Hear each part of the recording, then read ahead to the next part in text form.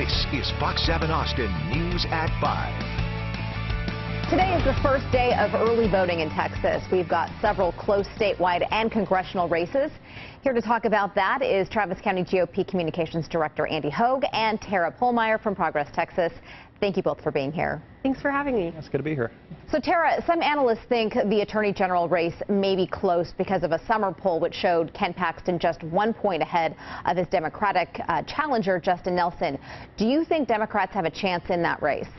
I think absolutely. I think Justin Nelson has ran a fantastic campaign. He's really advocated for health care reform in the state, and I think that's one of our top issues that we're looking at for Texans all over the state is what can we do about our health care, and Justin Nelson has definitely proved that he has some plans in place that could help Texans.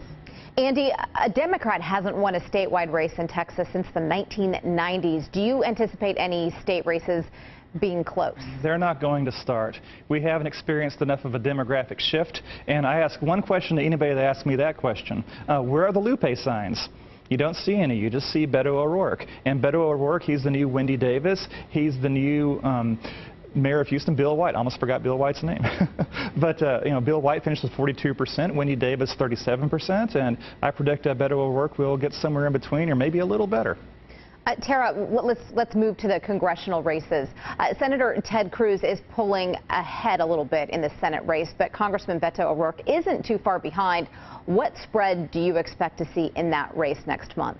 I think something that's important to remember is a lot of the polls that we're seeing are polling likely voters, and those are people that are maybe likely to have voted in a past election. And something that we're seeing with this election is that there are so many people that are voting for the first time ever, and the majority of those people, that have registered to vote for the first time are Democrats, and so I think they are expected to turn out. I think we're seeing some fantastic numbers today in Travis County that show that people are really excited about this election, and Democrats will be able to pull some of these races coming up for this election.